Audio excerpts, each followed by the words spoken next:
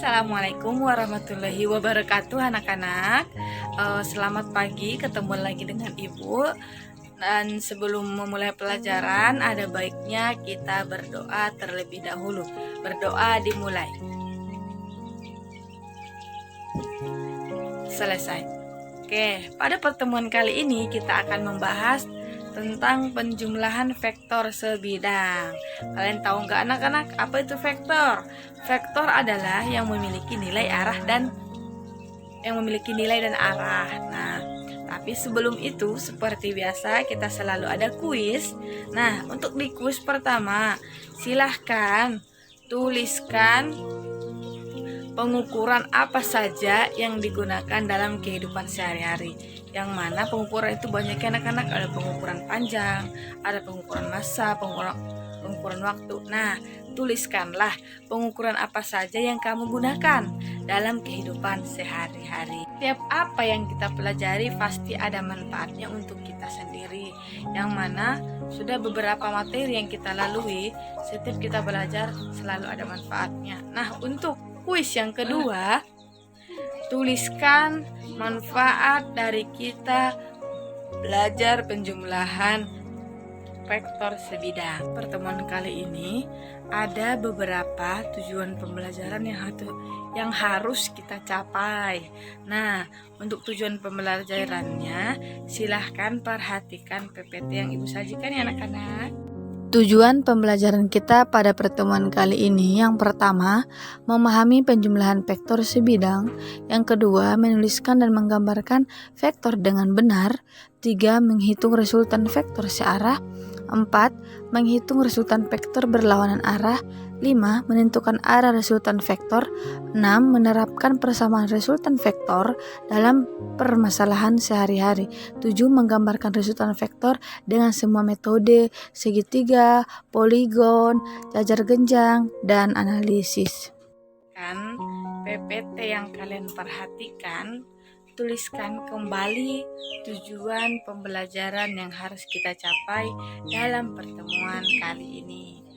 Nah, ruang lingkup dari kita mempelajari penjumlahan vektor sebidang. Yang pertama adalah vektor, yang kedua resultan vektor, yang ketiga menentukan resultan vektor menggunakan rumus kosinus, yang keempat menentukan arah resultan vektor menggunakan rumus sinus, dan yang kelima menguraikan vektor. Nah, berdasarkan ruang lingkup materi pembelajaran tersebut, silahkan untuk di kuis 4 tuliskan kembali ruang lingkup apa saja dari kita mempelajari penjumlahan vektor sebidang. Ibu akan menayangkan sebuah video tentang penerapan dari vektor dalam kehidupan sehari-hari, yaitu pada orang yang naik sepeda. Nah, perhatikan videonya ya anak-anak.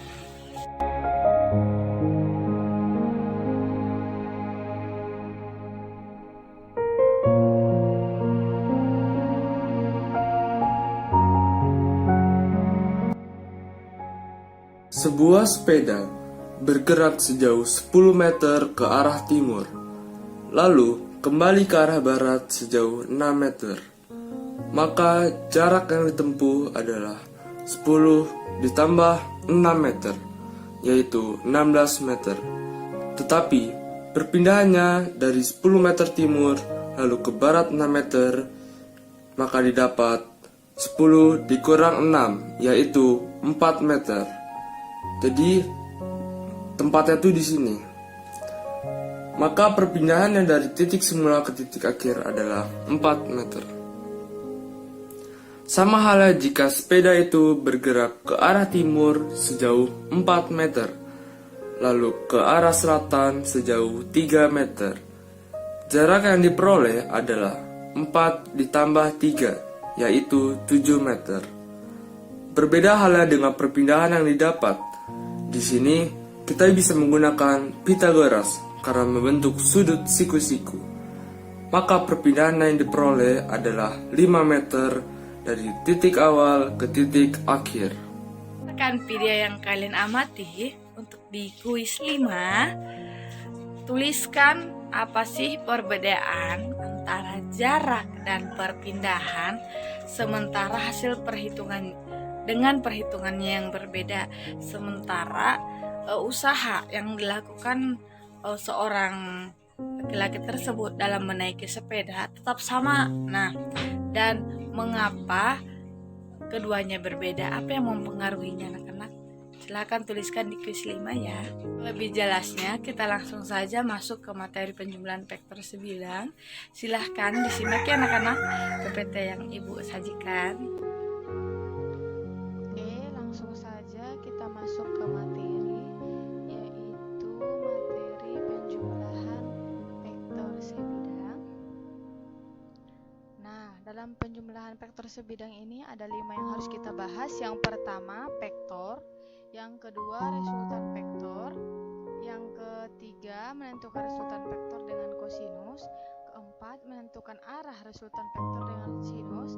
Yang kelima, menguraikan vektor. Nah, yang pertama adalah vektor. Dalam besaran fisika bahwa dapat dikelompokkan berdasarkan arahnya, yaitu ada besaran skalar dan ada besaran vektor. Besaran skalar adalah besaran yang hanya mempunyai nilai besar saja, contohnya panjang, massa, waktu, volume. Nah, untuk besaran vektor adalah besaran yang mempunyai nilai atau besar dan arah.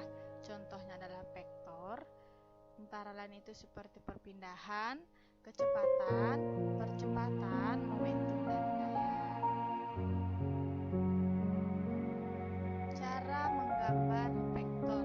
Sebuah vektor digambarkan dengan sebuah anak panah. Ini yang terdiri atas pangkal. Ini adalah pangkalnya, pangkal anak panah. Panjang, ini adalah panjang anak panah. Dan arah anak panah, ini adalah arah panah. Nah, pada gambar di atas, pangkal anak panah menunjukkan titik tangkap atau titik awal. Yang benar, titik dari awal kita pas mau menuliskan sebuah vektor. Panjang anak panah memiliki besar atau nilai vektor, yang mana semakin panjang anak panah maka semakin besar nilai atau harga vektor, dan sebaliknya. Sedangkan arah anak panah menunjukkan arah vektor ia, apakah dia ke kanan atau ke kiri, karena bakal berpengaruh. Kalau ke kanan di kartesius, di gambar kartesius, kanan itu adalah positif, kalau ke kiri berarti negatif. Ini contoh. Contohnya yang pertama adalah kita menggambar ke arah kanan, yang mana F-nya sama dengan 5 Newton. Yang kedua adalah B, yaitu 10 Newton. Gambar A menunjukkan vektor gaya F sebesar 5 Newton ke arah kanan, kan? Ini dituliskan arah kanannya. Nah, gambar B menunjukkan vektor gaya F sebesar 10 Newton ke arah kiri. Yang kedua, cara menuliskan notasi vektor, yang mana penulisan simbol atau lambang vektor dapat dilakukan dengan dua cara. Satu, vektor disimbolkan dengan huruf besar atau satu huruf yang di atasnya diberi tanda anak panah ini. Ini bisa huruf kecil ada anak panah sama dengan A, ini huruf besar kan ada anak panahnya. Nah, di mana A ke B. Nah, contohnya vektor perpindahan dari A ke B dapat ditulis sebagai AB. Ini Pak, di atas vektor, berarti ini dibaca yaitu vektor AB atau vektor A atau A. Untuk yang kedua, vektor disimbolkan dengan dua huruf besar atau satu huruf yang ditebalkan. Ini tebalnya bold. Yang ini kan beda ya, ini mah bukan bold, biasa aja. Contohnya, vektor perpindahan dari A ke B dapat dituliskan sebagai vektor AB atau A atau A. Jadi ini adalah besar sama kecil. Jika menggunakan dua huruf, maka huruf pertama A merupakan titik asal vektor, yang ini ya, yang A ini. Nah, yang disebut dengan pangkal vektor. Sementara huruf di belakang B merupakan arah vektor atau titik terminal atau ujung vektor, yang ini A, B. Oke, selanjutnya tentang macam-macam vektor. Nah, jenis-jenis vektor itu ada dua macam, yaitu ada yang sejajar, ada yang berlawanan arah. Itu yang sejajar, berlawanan arah satu pada satu. Nah, vektor sejajar adalah dua vektor atau lebih yang mempunyai arah dan besar yang sama. Pada gambar di atas, contoh vektor sejajar adalah B dan C, benar kan? Ini B dan C, nah sejajar dengan arah dan besar yang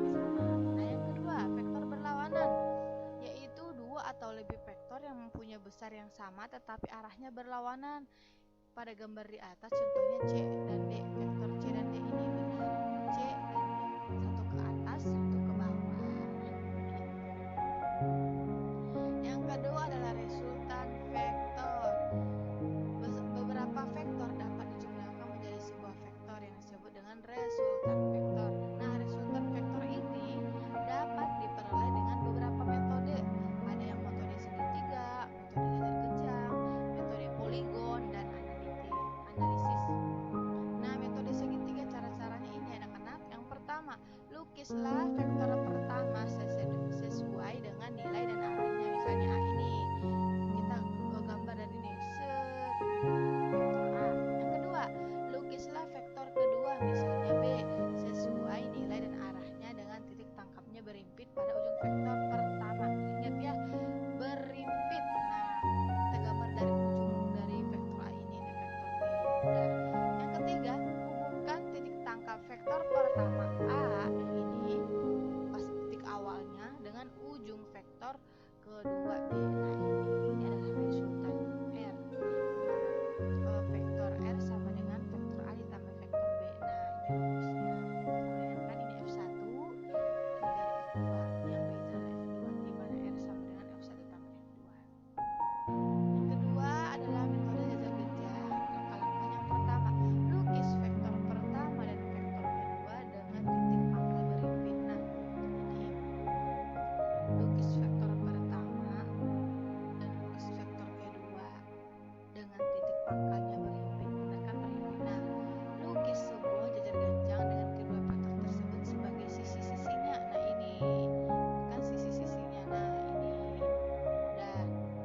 Nah, yang ketiga, resultan kedua vektor adalah diagonal jajar genjang yang titik pangkalnya sama dengan titik pangkal kedua vektor. Nah, titik pangkal yang awal sama titik pangkal yang kita buat jajar genjang dihubungkan, ini adalah R, dimana faktor R sama dengan vektor A tambah vektor B. Ini sama dengan ini anak-anak. Ini F1, ini F2, dan yang orange ini adalah resultannya. Yang ketiga, metode poligon. Yang pertama, lukis vektor pertama ini A. Nah, lukis vektor kedua dengan pangkalnya berimpit di ujung vektor pertama ini. Nah, lukis vektor ketiga dengan pangkalnya berimpit di ujung vektor kedua dan seterusnya ini. Kalau misalkan kita pengen nambah beberapa vektor lagi kan. Nah, berarti setiap kita mau menggambar vektor yang baru, kita harus tuliskannya di ujung dari vektor yang kita tulis pas yang terakhir. Nah, selanjutnya vektor resultan atau vektor hasil penjumlahannya diperoleh dengan menghubungkan pangkal vektor pertama dengan ujung dari vektor yang terakhir dilukis. Nah, ini kan yang pertama ya, dan ini yang terakhir. Pangkal sama ujung disatukan menjadi resultan. Terakhir adalah metode analisis ya. Dan metode yang paling baik atau tepat untuk menentukan resultan beberapa vektor adalah dengan metode analisis, yang mana mencari resultannya dengan cara perhitungan, bukan pengukuran, yaitu menggunakan rumus kosinus dan mencari arah vektor resultan yang menggunakan rumus sinus. Berarti yang pertama tuh kita menggambar kartesius dulu. Ini ke X, ini ke Y. Nah, setelah itu kita membuat vektor ke X. Nah, ini dengan vektor ke AY ini. Nah, kita buat F-nya itu Nah, diproyeksikan ini kan A. Yang pertama tuh di sini. Kita menggambar vektor A terlebih dahulu. Nah, kita proyeksikan dia ke AX, dia menjadi AY.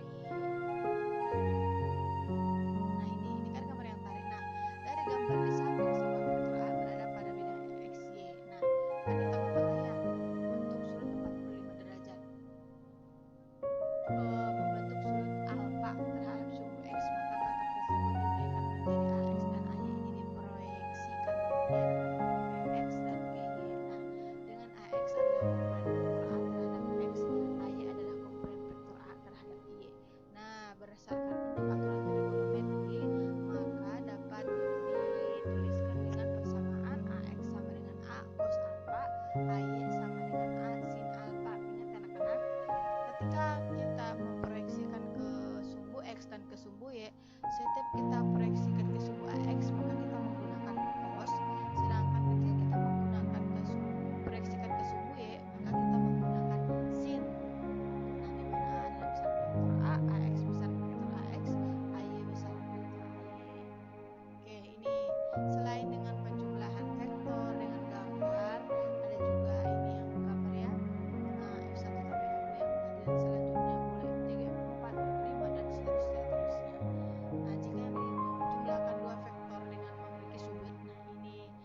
tinggal kita tambahin aja. R sama dengan akar F1 kuadrat ditambah F2 kuadrat ditambah 2 dikali F1 dikali F2 cos theta. Boleh tetanya misalkan 30, 60, pokoknya yang sudut-sudut istimewa lah. Nah, akan lebih mudah jika vektor searah, sehingga bisa langsung dijumlahkan, dan jika berlawan arah resultannya bisa dikurangkan. Oke, yang ketiga, menentukan resultan vektor yang tadi ya.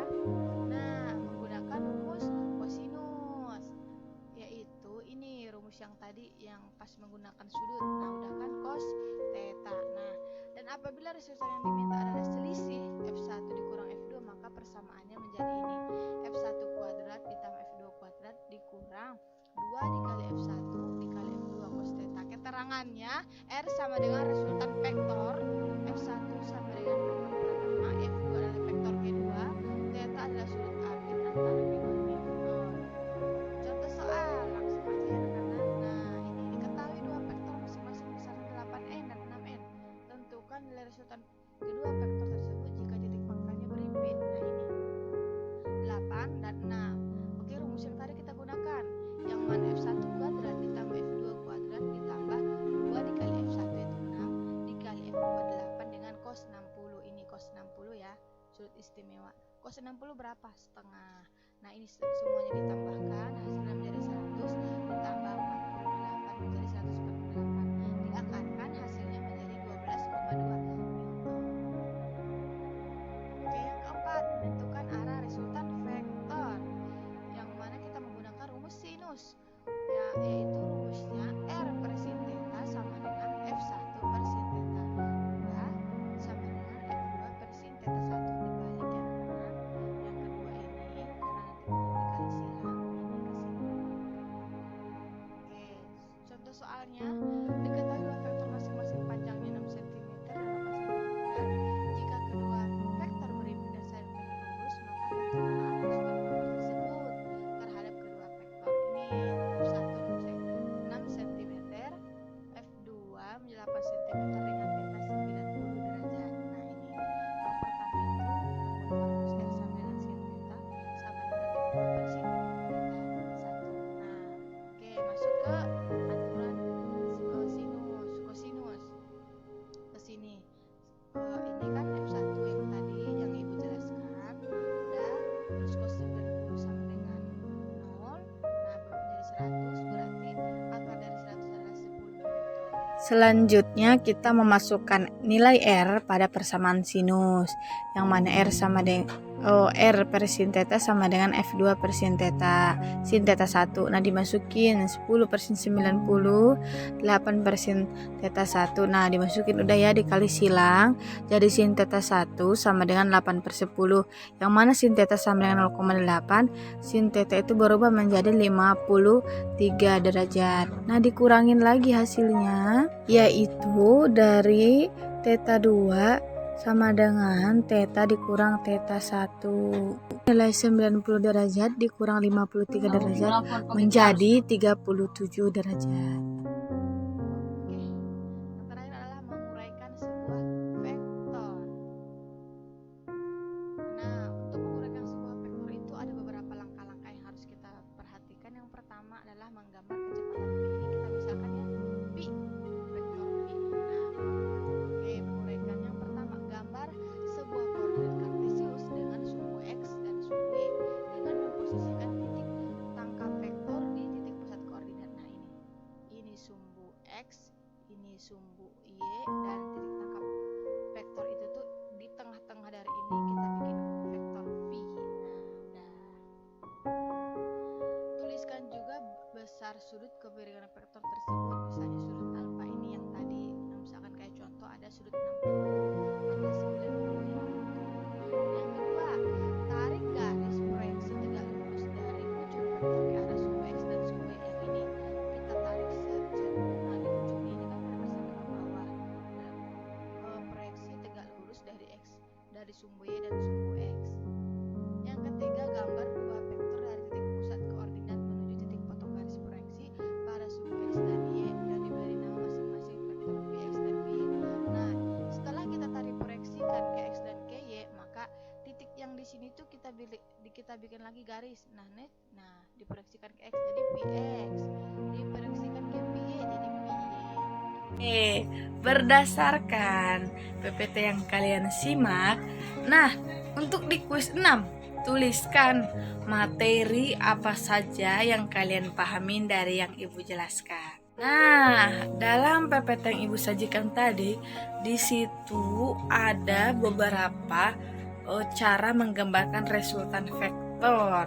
Ada metode segitiga, jajar genjang, poligon, dan analitis. Nah, untuk di kuis 7, silahkan gambarkan semua resultan vektor dengan semua metode untuk menggambarkan resultan vektor ya anak-anak, baik itu metode segitiga, jajar genjang, poligon, dan analitis. Setiap apa yang kita pelajarin selalu ada di dalam kehidupan kita sehari-hari. Nah, untuk di kuis 8, silahkan tuliskan penerapan vektor dalam kehidupan sehari-hari. Lebih jelasnya mengenai materi penjumlahan vektor sebidang, Ibu akan memberikan satu soal latihan. Nah, untuk di kuis 9, silakan jawab soal tersebut.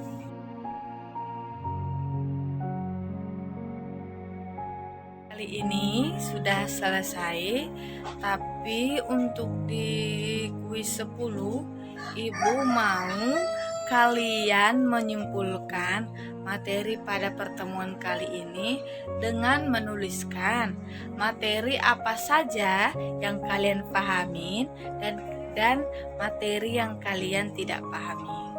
Untuk materi yang kurang jelas atau ada yang ingin ditanyakan, Ibu tunggu di grup WA dan PC anak-anak. Silahkan kalian bertanya sesuka kalian apa saja yang kalian tidak pahami dari yang Ibu jelaskan. Karena kalau misalkan kalian tidak bertanya, Ibu tidak bakalan tahu apa sih yang kalian pahami tidak sama yang tidak kalian pahami. Nah, makanya silahkan manfaatkan ketika masih ada waktu untuk ngechat Ibu sebelum kalian mengerjakan tugas ya anak-anak. Bila ada kesalahan, Ibu mohon maaf baik dari ucapan maupun dari PPT yang Ibu sajikan atau video yang Ibu sajikan. Dan jangan lupa untuk mengerjakan tugasnya. Silahkan tugasnya, kuis, dan soalnya dikumpulkan pada hari Jumat ya anak-anak, karena kalian 10 MIA itu masuk di hari Jumat. Nah, untuk tugas hari ini silahkan kalian kumpulkan pada hari Jumat yang mana kalian sudah luring, dan di hari Jumat itu Ibu akan mengambil tugas kalian ke kelas. Ingat, tetap jaga kesehatan dan jaga pikiran agar jangan terlalu banyak pikiran. Walaupun dikasih tugas, itu tuh bukan beban hidup, tapi awal dari kita meraih kesuksesan. Karena kan di awal dari kesuksesan itu adalah kita belajar, yang mana untuk sekarang jenjang kalian itu di tingkat SMA dan perjalanan kalian masih panjang anak-anak. Butuh 4 tahun untuk S1 atau 3,5 tahun S2, kalau ada yang mau S3 jadi profesor. Nah, tetap jaga kesehatan dan semangat mengerjakan tugasnya. Jangan lupa jaga pola makan agar selalu sehat. Dan terima kasih untuk semuanya. Wassalamualaikum warahmatullahi wabarakatuh. Sampai ketemu di hari Jumat. Dadah. See you.